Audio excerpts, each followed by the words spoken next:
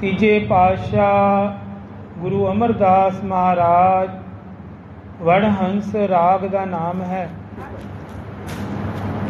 ਤੇ ਗਾਇਨ ਕਰ ਰਹੇ ਹਨ ਤੀਜੇ ਪਾਤਸ਼ਾਹ। ਏ ਮਨ ਮੇਰਿਆ ਆਵਨ ਗੋਨ ਸੰਸਾਰ ਹੈ। ਮਨ ਨੂੰ ਸੰਬੋਧਨ ਕਰਦੇ ਪਾਤਸ਼ਾਹ ਕਹਿੰਦੇ ਇਹ ਸੰਸਾਰ ਆਵਾ ਤੇ ਗੌਣ ਹੈ, ਇੱਥੇ ਕੋਈ ਵੀ ਨਹੀਂ ਰਿਹਾ। ਇਹ ਮੇਰੇ ਮਨ ਸਮਝ ਲੈ ਇਹ ਗੱਲ। ਅੰਤ ਸੱਚ ਨਿਵੇਲਾ ਰਾਮ, ਅੰਤ ਵਿੱਚ ਨਿਵੇਲਾ ਉਸ ਸੱਚੇ ਮਾਲਕ ਦੇ ਅੱਗੇ ਤੈਨੂੰ ਆਪਣਾ ਲੇਖਾ ਦੇਖਾ ਸਭ ਕੁਝ ਦੇਣਾ ਪਏਗਾ। ਤੂੰ ਬਚ ਨਹੀਂ ਸਕਦਾ, ਕਿਉਂਕਿ ਅੰਤ ਵੇਲਾ ਜਦੋਂ ਆਏਗਾ ਤੇ ਸੱਚੇ ਦੇ ਅੱਗੇ ਖੜਾ ਹੋਣਾ ਪਏਗਾ। ਆਖੋ ਸਤਨਾਮ ਸ਼੍ਰੀ ਵਾਹਿਗੁਰੂ। ਨਿਬੇੜਾ ਤੇਰਾ ਉੱਥੇ ਹੀ ਹੋਣਾ ਹੈ। ਆਪੇ ਸੱਚਾ ਬਖਸ਼ ਦੇ। ਜੇ ਉਹ ਮਾਲਕ ਸੱਚਾ ਆਪੇ ਹੀ ਤੈਨੂੰ ਬਖਸ਼ ਦੇ, ਤੇਰੇ ਗੁਨਾਹ ਨਾ ਚੇਤੇ ਕਰੇ, ਬਖਸ਼ਿਸ਼ ਦੇ ਘਰ ਅੰਦਰ ਆ ਕੇ ਬਖਸ਼ ਲੈ, ਫਿਰ ਹੋਏ ਨਾ ਫੇਰਾ ਰਾਮ। ਫਿਰ ਜਿਹੜਾ ਜੰਮਣ ਮਰਨ ਦਾ ਆਵਾਗਮਨ ਦਾ ਫੇਰਾ ਹੈ ਉਹ ਨਹੀਂ ਹੋਏਗਾ, ਤੇਰੀ ਮੁਕਤੀ ਹੋ ਜਾਏਗੀ। ਤੈਨੂੰ ਸਤਿਗੁਰੂ ਮਹਾਰਾਜ ਆਪਣੇ ਕੋਲ ਹੀ ਰੱਖ ਲੈਣਗੇ, ਫਿਰ ਦੁੱਖ ਸੁੱਖ ਤੋਂ ਬਚਾ ਲੈਣਗੇ ਸੰਸਾਰ ਤੋਂ। ਫਿਰ ਹੋਏ ਨਾ ਫੇਰਾ ਅੰਤ ਸੱਚ ਨਿਵੇਲਾ। ਫਿਰ ਉਹ ਫੇਰਾ ਆਵਾਗਮਨ ਦਾ ਨਹੀਂ ਹੋਏਗਾ, ਕਿਉਂਕਿ ਅੰਤ ਵੇਲਾ ਤੇਰਾ ਨਿਬੇੜਾ ਉਸ ਸੱਚੇ ਨੇ ਕੀਤਾ ਹੈ। ਉਹਨੇ ਤੇਰਾ ਲੇਖਾ ਦੇਖਾ ਸੰਭਾਲ ਦਿੱਤਾ ਹੈ। ਗੁਰਮੁਖ ਮਿਲਾ ਵਡਿਆਈ, ਗੁਰਮੁਖਾਂ ਨੂੰ ਵਡਿਆਈ ਮਿਲਦੀ ਹੈ ਜਿਹੜੇ ਗੁਰੂ ਵੱਲ ਮੁਖ ਰੱਖਦੇ ਹਨ। ਜਿਹੜੇ ਮਨਮੁਖ ਹਨ, ਆਪਣੇ ਮਨ ਦੀ ਮੰਨਦੇ ਹਨ, ਉਹਨਾਂ ਦਾ ਨਿਬੇੜਾ ਨਹੀਂ ਹੋਏਗਾ। ਉਹਨਾਂ ਦਾ ਤਾਂ ਫਿਰ ਧਰਮਰਾਜ ਹੀ ਨਿਬੇੜਾ ਕਰੇਗਾ। ਆਖੋ ਸਤਨਾਮ ਸ਼੍ਰੀ ਵਾਹਿਗੁਰੂ। ਉਹ ਤਾਂ ਫਿਰ ਜੰਮਾਂ ਦੀ ਮਾਰ ਖਾਂਦੇ ਖਾਂਦੇ ਕਿਹੜੇ ਪਾਸੇ ਜਾਣ, ਕਿਉਂਕਿ ਉਹਨਾਂ ਨੇ ਗੁਰੂ ਵੱਲ ਮੁਖ ਕੀਤਾ ਹੀ ਨਹੀਂ। ਹੁਣ ਅੱਗੇ ਚਿੱਤਰਗੁਪਤ ਵੀ ਬੈਠੇ ਹਨ, ਸਾਰਾ ਬਈ ਖਾਤਾ ਧਰਮਰਾਜ ਨੂੰ ਪੇਸ਼ ਕਰ ਦੇਣਗੇ। ਇੱਕ ਇੱਕ ਲੇਖੇ ਦਾ ਹਿਸਾਬ ਹੋਏਗਾ, ਇੱਕ ਇੱਕ ਲੇਖੇ ਦਾ, ਇੱਕ ਇੱਕ ਪਲ ਦਾ, ਇੱਕ ਇੱਕ ਸਵਾਦ ਦਾ, ਸਾਸ ਦਾ। ਫਿਰ ਕੀ ਕਰਾਂਗੇ? ਸੋਚੋ ਉਸ ਵੇਲੇ ਕਿਹੜੀ ਸੋਝੀ ਆਏਗੀ ਸਾਨੂੰ, ਜਦੋਂ ਸਿਰ 'ਤੇ ਲੇਖਾ ਸਾਡੇ ਪਿਆ ਹੋਏਗਾ ਔਰ ਸਾਹਮਣੇ ਕਚਹਿਰੀ ਵਿੱਚ ਸਾਨੂੰ ਪੇਸ਼ ਕੀਤਾ ਜਾਏਗਾ। ਸਾਚਾ ਰੰਗ ਰਾਤੇ ਸਹਿਜੇ ਮਾਤੇ, ਸੱਚੇ ਦੇ ਰੰਗ ਵਿੱਚ ਰੱਤੇ ਹੋ ਜਾਓ। ਸੱਚੇ ਨਾਲ ਜੁੜੋ ਭਾਈ, ਗੁਰੂ ਗ੍ਰੰਥ ਸਾਹਿਬ ਜੀ ਨਾਲ ਜੁੜੋ। ਸੱਚਾ ਤੇ ਗੁਰੂ ਗ੍ਰੰਥ ਸਾਹਿਬ ਜੀ ਮਹਾਰਾਜ ਜੀ ਹਨ। ਸਹਿਜੇ ਮਾਤੇ, ਸਹਿਜੇ ਹੀ ਤੁਹਾਨੂੰ ਮੱਤ ਦੇਣਗੇ। ਸਹਿਜੇ ਸਹਿਜੇ ਸਹਿਜੇ ਰਹੇ ਸਮਾਈ, ਔਰ ਬੜੇ ਹੀ ਸਹਿਜ ਅਵਸਥਾ ਨਾਲ, ਕੋਈ ਚੇਸ਼ਟਾ ਵੀ ਨਹੀਂ ਕਰਨੀ ਪਏਗੀ। ਸਹਿਜੇ ਹੀ ਉਸ ਬਾਣੀ ਦੇ ਅੰਦਰ ਸਮਾ ਜਾਓਗੇ। ਸੱਚਾ ਮਨ ਭਾਇਆ ਸੱਚ ਵਸਾਇਆ। ਜਿਹੜਾ ਸੱਚਾ ਮਨ ਹੈ ਉਹ ਗੁਰੂ ਨੂੰ ਭਾਉਂਦਾ ਹੈ। ਕਹਿੰਦੇ ਨਾ ਗੁਰੂ ਨੂੰ ਭਾ ਜਾਈਏ, ਇਹ ਉਹੀ ਗੱਲ ਹੈ। ਸੱਚਾ ਮਨ ਭਾਉਂਦਾ ਹੈ। ਸੱਚ ਵਸਾਇਆ, ਕਿਉਂਕਿ ਸੱਚ ਨੂੰ ਵਸਾਇਆ ਹੈ ਨਾਮ ਨੂੰ।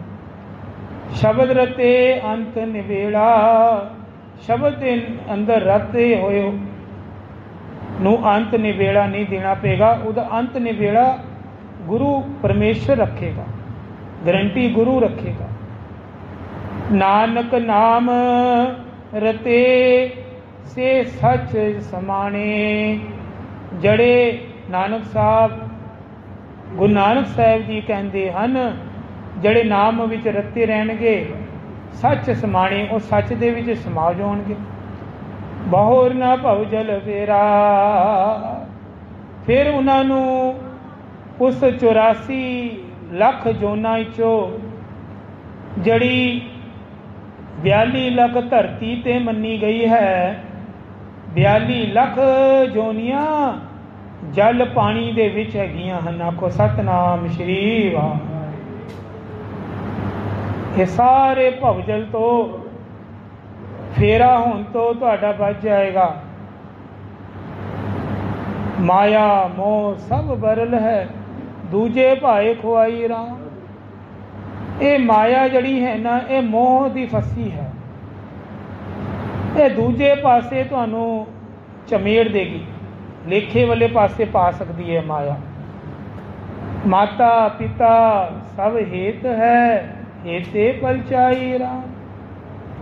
ਇਹ ਮਾਤਾ ਪਿਤਾ ਵੀ ਸਭ ਮੋਹ ਵਸ, ਜਿਸ ਤਰ੍ਹਾਂ ਕਹਿੰਦੇ ਹਨ ਕਿ ਇਹਨਾਂ ਨਾਲ ਸਾਡਾ ਸੰਬੰਧ ਹੈ, ਇੱਕ ਪ੍ਰਕਾਰ ਸਾਨੂੰ ਇਹਨਾਂ ਨਾਲ ਆਉਣਾ ਹੀ ਹੈ, ਕਈ ਜਨਮਾਂ ਨਾਲ ਸੰਬੰਧ ਬਣਿਆ ਹੈ, ਤੇ ਅਸੀਂ ਇਹਨਾਂ ਦੇ ਮੋਹ ਵਿੱਚ ਵੀ ਫਸ ਸਕਦੇ ਹਾਂ। ਜਨਮ ਜ਼ਰੂਰ ਦਿੱਤਾ ਹੈ, ਉਹਨਾਂ ਦਾ ਸਤਿਕਾਰ ਰੱਬ ਤੋਂ ਪਹਿਲੇ ਵੀ ਕਰਨਾ ਹੈ। ਰੱਬ ਵੀ ਚਾਹੁੰਦਾ ਹੈ ਮਾਤਾ ਪਿਤਾ ਨੂੰ ਮੱਥਾ ਟੇਕੋ, ਪਰ ਅਸਲੀਅਤ ਤੇ ਇਹੀ ਹੈ ਕਿ ਅੰਤ ਵੇਲੇ ਸਿਰਫ ਨਾਮ ਹੀ ਜਾਉਣਾ ਹੈ। ਆਖੋ ਸਤਨਾਮ ਸ਼੍ਰੀ ਵਾਹਿਗੁਰੂ। ਇਹ ਤਾਂ ਸੱਚਾਈ ਮੰਨਣੀ ਪਏਗੀ ਨਾ ਤੁਹਾਨੂੰ, ਕਿ ਉਹ ਵੀ ਤੁਹਾਨੂੰ ਮਦਦ ਨਹੀਂ ਕਰ ਸਕਦੇ। ਉੱਥੇ ਨਾਮ ਨੇ ਸਹਾਇਤਾ ਕਰਨੀ, ਜਿੱਥੇ ਨਾ ਕੋਈ ਮਾਤ ਪਿਤਾ ਤੇਰਾ। ਇਹ ਧਾਰਨਾ ਪੜ੍ਹਦੇ ਸਨ ਸੰਤ ਈਸ਼ਰ ਸਿੰਘ ਜੀ, ਕਹਿੰਦੇ ਉਹਦੇ ਨਾਮ ਨੇ ਸਹਾਇਤਾ ਕਰ ਦੇਣੀ, ਹਾਂ ਜਿੱਥੇ ਤੇਰਾ ਮਾਤਾ ਪਿਤਾ ਵੀ ਨਹੀਂ ਪਹੁੰਚੇਗਾ। ਹੇਤੇ ਪਲਚਾਈ ਪੂਰਵ ਕਮਾਈ, ਮੇਟ ਨਾ ਸਕਾ ਕੋਈ। ਇਹ ਪੂਰਵ ਜਨਮਾਂ ਦਾ ਜੋੜ ਹੈ ਭਾਈ, ਸਾਖ ਸੰਬੰਧੀਆਂ ਦਾ ਮਿਲਣਾ ਇਸ ਜਨਮ। ਇਹ ਮੇਟ ਨਹੀਂ ਸਕਦਾ, ਕਿਉਂਕਿ ਉਹ ਸੰਸਾਰ ਤੋਂ ਆਉਣ ਤੋਂ ਪਹਿਲੇ ਹੀ ਲਿਖਿਆ ਗਿਆ ਹੈ ਸਭ ਕੁਝ। ਜਿਨ ਸ੍ਰਿਸ਼ਟ ਸਾਜੀ ਸੋ ਕਰ ਵੇਖੇ, ਜਿਨ੍ਹਾਂ ਨੇ ਸ੍ਰਿਸ਼ਟੀ ਸਾਜੀ ਹੈ ਪਰਮਾਤਮਾ, ਕੋਈ ਇਸ ਲੇਖੇ ਨੂੰ ਸੰਜੋਗਾਂ ਨੂੰ ਦੇਖਣ। ਤੇ ਜੇਵੜ ਅਵੰਨਾ ਕੋਈ, ਉਹਨਾਂ ਤੋਂ ਇਲਾਵਾ ਕੋਈ ਨਹੀਂ ਨੇ, ਪਰਮਾਤਮਾ ਤੋਂ ਇਲਾਵਾ ਨਹੀਂ ਹੈ। ਮਨਮੁਖ ਅੰਧਾ ਤਪ ਤਪ ਖੱਪੇ, ਮਨਮੁਖ ਹੈ ਅੰਧਾ ਹੋਇਆ ਪਿਆ ਮੋਹ ਮਾਇਆ ਵਿੱਚ, ਤਪ ਤਪ ਖੱਪੇ, ਬੜਾ ਹੀ ਜ਼ਿਆਦਾ ਬਾਣੀ ਤੋਂ ਬਿਨਾਂ ਤਪ ਤਪ ਕੇ ਕਲਪ ਕਲਪ ਕੇ ਖੱਪਿਆ ਪਿਆ। ਬਿਨ ਸ਼ਬਦੇ ਸ਼ਾਂਤ ਨਾ ਆਈ, ਬਿਨਾਂ ਸ਼ਬਦ ਤੋਂ ਉਹਨੂੰ ਕਿੱਥੋਂ ਸ਼ਾਂਤੀ ਮਿਲੇਗੀ।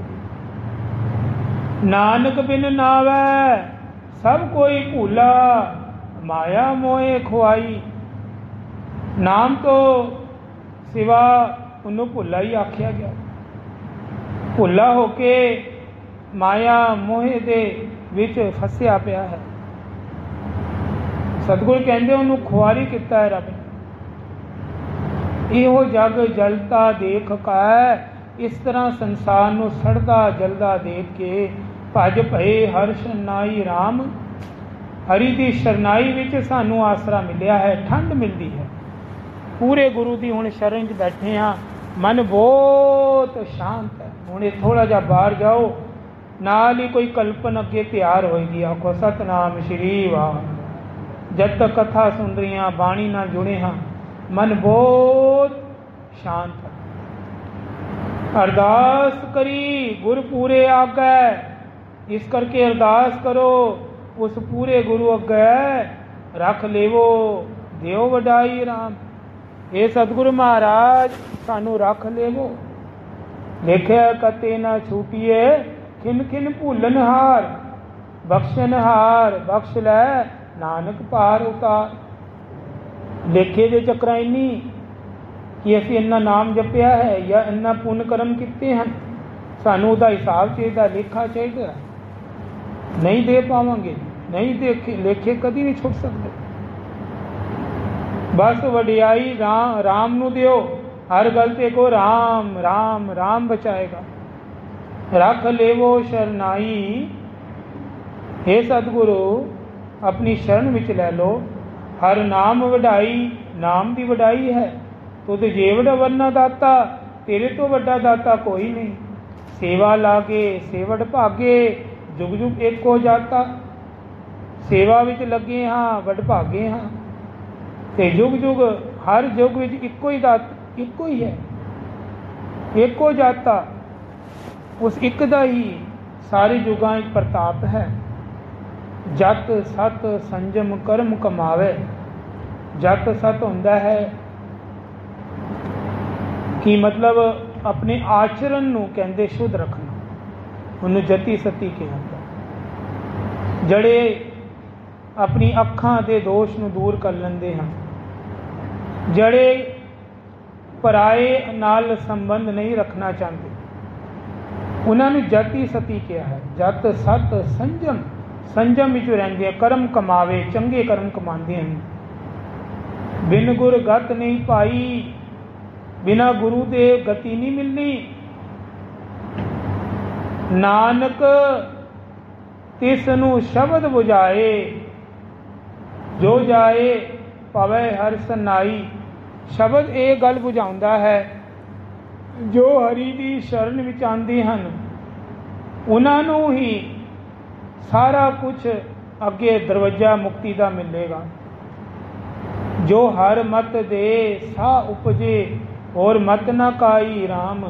ਜੋ ਹਰੀ ਮਤ ਦੇ ਦੇ, ਸਾਨੂੰ ਬੁੱਧੀ ਦੇ ਦੇ। ਹੁਣ ਮਤ ਹੀ ਦੇ ਰਹੇ ਪ੍ਰਭੂ, ਇਹ ਬਾਣੀ ਦੀ ਵਿਚਾਰ ਹੀ ਚੱਲ ਰਹੀ ਹੈ, ਮਤ ਦੇ ਰਹੇ।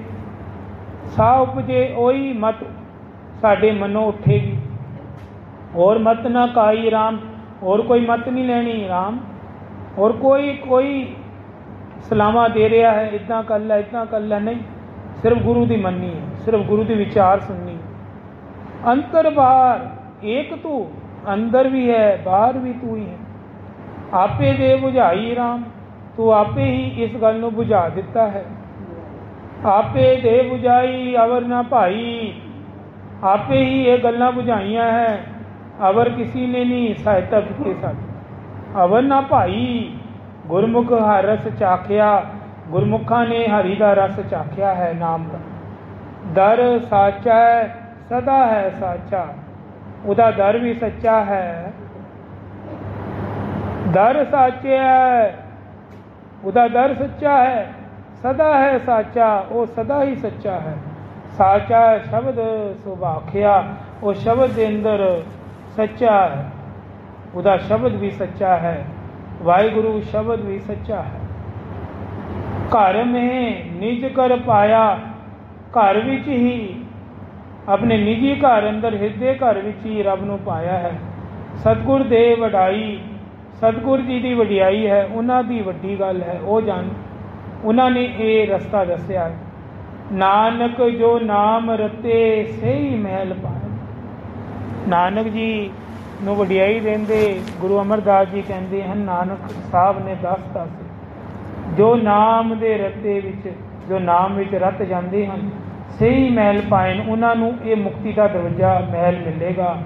ਮਤ ਪ੍ਰਵਾਨ ਸੱਚ ਸਾਈ, ਉਹ ਮਤ ਚੰਗੀ ਮੰਨੀ ਗਈ ਹੈ, ਉਹ ਪ੍ਰਵਾਨ ਹੈ ਮਤ ਜਿਹੜੇ ਸੱਚੇ ਸਾਈਂ ਦੀ ਯਾਦ ਵਿੱਚ ਜੁੜ ਗਈ ਹੈ। ਆਖੋ ਸਤਨਾਮ ਸ਼੍ਰੀ ਵਾਹਿਗੁਰੂ। ਇਹ ਇਸ ਸ਼ਬਦ ਹੁਕਮਨਾਮੇ ਸਾਹਿਬ ਦੀ ਸੰਖੇਪ ਵਿਚਾਰ ਹੈ ਜੋ ਸਤਿਗੁਰੂ ਮਹਾਰਾਜ ਜੀ ਲੈਂਦੇ ਹਨ, ਕਿਉਂਕਿ ਸਾਡੀ ਬੁੱਧ ਇੰਨੀ ਚੰਗੀ ਨਹੀਂ ਹੈ। ਜਿਉ ਜੀ ਬੁੱਧ ਹੈ, ਉਹੀਓ ਜੀ ਵਿਚਾਰ ਸਾਡੇ ਅੱਗੇ ਆ ਜਾਂਦੀ ਹੈ। ਬਾਕੀ ਪਰਮਾਤਮਾ ਨੂੰ ਇਸ ਵਿਚਾਰ ਦਾ ਅੰਤ ਪਤਾ ਹੈ।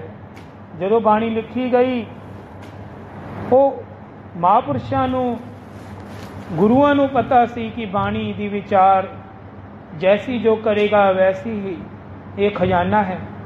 ਜਿਉ ਜੀ ਡੂੰਘਾਈ ਵਿੱਚੋਂ ਕੁੱਦੇਗਾ, ਉਹੀਓ ਜੀ ਵਿਚਾਰ ਕੱਢ ਕੇ ਲਿਆਏਗਾ। ਇਸ ਕਰਕੇ ਇਹਦਾ ਅੰਤ ਕਦੀ ਨਾ ਕਹਿਣਾ ਕਿ ਇਹ ਅਖੀਲੀ ਵਿਚਾਰ ਹੈ, ਨਹੀਂ। ਇਸ ਤੋਂ ਵੀ ਵਧੀਆ ਵਧੀਆ ਖਜ਼ਾਨੇ ਮਹਾਂਪੁਰਸ਼ ਕੱਢ ਲੈਂਦੇ ਹਨ, ਹੋਰ ਡੂੰਘਾਈ ਤੱਕ ਜਾ ਕੇ ਕੱਢ ਲੈਂਦੇ ਹਨ। ਪਰ ਜਿੰਨਾ ਕੁ ਸਮਝ ਆਇਆ ਇਸ ਹੁਕਮਨਾਮੇ ਸਾਹਿਬ ਤੋਂ ਕਿ ਨਾਮ ਦੀ ਵਡਿਆਈ ਹੈ ਭਾਈ, ਸੌਖਾ ਤਰੀਕਾ ਹੀ ਹੈ, ਨਾਮ ਜਪੋ, ਜਪਾਓ, ਰੋਜ਼ਾਨਾ ਨਾਮ ਨਾਲ ਜੁੜ ਜਾਓ, ਸੱਚੇ ਨਾਲ ਮਿਲ ਜਾਓਗੇ, ਸੱਚੇ ਨੂੰ ਪਾ ਲੋਗੇ, ਦਰਗਾਹ ਦਾ ਰਸਤਾ ਪਾ ਲੋਗੇ ਨਾਮ ਨਾਲ। ਇੱਕ ਭਗਤ ਸੀ, ਭਗਤ, ਉਹਨੇ ਭਗਤੀ ਆਰੰਭ ਕੀਤੀ ਹੈ। ਅੱਜ ਕਾਫੀ ਸਾਲ ਉਹਨੇ ਭਗਤੀ ਕਰਤੀ, ਕਾਫੀ ਸਾਲ ਬੀਤ ਗਏ, ਹਜ਼ਾरों ਸਮਝ ਲਓ 100 ਸਾਲ ਤਪ ਕੀਤਾ ਉਹਨੇ। ਇੱਕ ਸ਼ਿਲਾ ਪੱਥਰ ਦੇ ਉੱਪਰ ਬੈਠਾ ਹੈ। ਅੱਜ ਪ੍ਰਸੰਨ ਹੋ ਕੇ ਪਰਮਾਤਮਾ ਪ੍ਰਗਟ ਹੋਏ हैं रब जी, उस भगत नूं दर्शन होए कि दसो भाई भगत जी की मंगते हो। दो गल्लां हन। रब कहंदे एक ते तुहाडा तप है सामने 100 साल का, तुसी उस तप का फल लेखा लेना चाहते हो। एक होंदी है बख्शिश, ਉਹਦੇ अंदर गिनती बिनती नहीं होंदी। ਉਹ ਤਾਂ प्रभु चाहे वो फल दे सकता है। आखो सतनाम श्री वाह। दोनों विचों एक डिसाइड कर लो। ਤੁਹਾਨੂੰ अपने भगती का मान है, नितनेम का मान है, कॉन्फिडेंस है, या तुसी बख्शिश लोगे। हुण उस जोगी ने कुछ सोच के परमात्मा नूं जवाब दिता, कहंदे मैनू तां 100 साल के तप का फल दे दो। आखो सतनाम श्री वाह। उन्होंने मान आ गया कि मैं बहुत भगत करना, मैं बहुत भक्ति कर, इसका फल बहुत इकट्ठा हो गया। मान आ गया। प्रभु कुछ बोलने वाले सी, अचानक ही शिला के अंदरों एक आत्मा प्रगट हो गई। आखो सतनाम श्री वाह। सामने आके दोनों के विच खड़ी पत्थर की आत्मा। ये भी जूनिया है, पहाड़ भी पत्थर सब जूनिया है जी। बाहर आ गई, कहती रुक जाओ परमात्मा, इसका हिसाब किताब ना करना, मेरे तो बिना पूछे नहीं करना। कहते कारण, कहते देखो इन्हें तप जरूर किया है जोगी ने, पर ध्यान करो इन्हें सारी भगती मेरे ऊपर चढ़ के मेरे ऊपर बोझ पा के की। आखो सतनाम श्री वाह। इनू को पहले मेरा लेखा दे दे। कहते किस तरह लेखा मुकेगा। परमात्मा हस के बोले, कहते 100 साल हुण ये थले बैठे, मैं दे उपर बोझ पा के बैठांगा। आखो सतनाम श्री। पत्थर पत्थर की आत्मा कह रही। हुण परमात्मा हस पे, कहते देख लै तू तो तप का फल मंगदा सी, ऐ ते लेखा ही खड़ा हो गया तेरे सिर, हुण मैं की कर सकदा भाई। आखो सतनाम श्री। वो भगत बड़ा पछताया, कहना महाराज बहुत गलती हो गई महाराज, मैं भुल्लन हारा, मैं नहीं, मैं इस पत्थर नूं 100 साल अपनी पिठ ते नहीं चक सकदा, गलती हो गई। तुसी बिल्कुल सही गल कही सी कि लेखा कते ना छूटिए, खिन खिन भुल्लन हार, बख्शन हार बख्श लै, नानक पार उतार। तेरी बख्शिश की मेहर है, तेरी हुण बख्शिश लवांगे। लेखे दे चक्कर च रह गए तो लेखा तो पानी का भी देना पेगा, जिस पानी नूं असीं नहान धोन या पीण वास्ते यूज़ करते। जे लेखे दे चक्कर च पै गए तो खाण पीण की जिहड़ी रोटी वस्तुआं यूज़ करते हैं उसका लेखा भी देना पेगा। भगती तो एक पासे, इन्हां दा ही नहीं मुकना। ये हथ दिते रब ने सानू सोने, अखां दित्तियां, इन्हां दा लेखा ही सानू देना औखा हो जाएगा। तो शुकराना कर देंगे, बख्शिश मंग लांगे, तो समझ लो इन सारे लेखियां तो साडी खलासी हो सकती है। आखो सतनाम श्री वाह। कहण दा भाव है अरदास बेनती, अपनी भगती का मान नहीं लेना कि असी चंगा कम ये भी जाए। हाँ खैर कोई पिछे लेखे तो कोई होर भी होवे, किधरों होर हो भी तुहानू लेखा खड़ा हो जाए। तीरथ भरत अर दान कर, मन में धरै गुमान, नानक नहफल जात तैं जे कुंचर इशनान। वो जड़ा कोई भी तीर्थां ते जा रहा है, व्रत धर रहा है, कई व्रत धरते हैं, दान कर रहे हैं, दानी भी बड़े हैं, पर मन विच गुमान आ गया छोटी जी गल का कि मैं मेरे करके काम फतेह हुआ है। तो सतगुर कहते वो हाथी की नहीं आई है। हाथी इशनान कर आंदा है, बड़ा वधिया, बड़ी खुली नदी के कोल जाके सुंड विच भर भर के फुहारे पानी दे पांदा पिट, पर जान वक्त एक काम करता है, कभी भी देख लेना, उसी सुंड नाल रेत भरेगा, रेत और मिट्टी भर के खे नूं ना अपनी पिठ ते मारेगा फूका। आखो सतनाम श्री वाह। हुण की फायदा होया? हाथी तो फिर गंदे का गंदा ही है। गुरु तेग बहादुर जी ने ये श्लोक पढ़िया है, श्लोक मनला 9वां विच,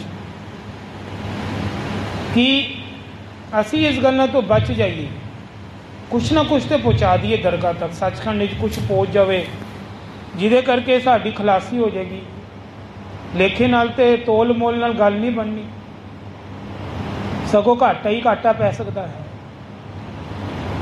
कोई भी काम हो जाए तो ये कह दिया करो परमात्मा शुक्र है सानू ये सेवा बख्शी है, तो शुक्र है सानू इस लायक समझिया है। तो जब तक मेरी जिंदगी है मैनू इस गल का माण भी ना आ जाए, मैं भी ना आ जाए, उदे करके तुहानू भी तकलीफ होएगी, मन्नू भी तकलीफ होएगी, मैं सब कुछ गवा लिया, बाद ही मैं पछताऊँगा। इस करके इनू मेरा संभाल के रख लो अपने कोल, जो किता तुसी किता उन्हें संभाल कर लो।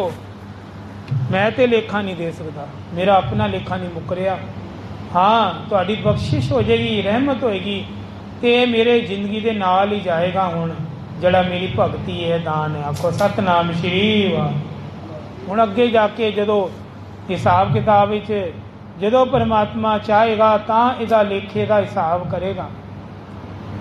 नहीं असी नहीं कर सकते, नहीं साडी बुद्ध छोटी है भाई। महापुरुष बाबा नंद सिंह जी इन्नी वड्डी मुकाम ते पहुँच गए कि अज प्रभु भी रब और बाबा जी के विच फर्क नहीं रहा। जो भी उन्होंने भगती सी लेखे विच लग चुकी है। आप निरंकार का रूप धार लिया उन्होंने। श्री गुरु नानक देव जी नूं प्रगट कर लिया है गुरु ग्रंथ साहिब जी चो। धन गुरु नानक करते करते आप ही वही मूर्त बन गए हैं। आखो सतनाम श्री वाह। इन्ना प्रेम गुरबाणी नाल, इन्ना सत्कार, इन्नी रिस्पैक्ट उन्होंने मन में गुरु ग्रंथ साहिब जी प्रति बाबा नंद सिंह जी।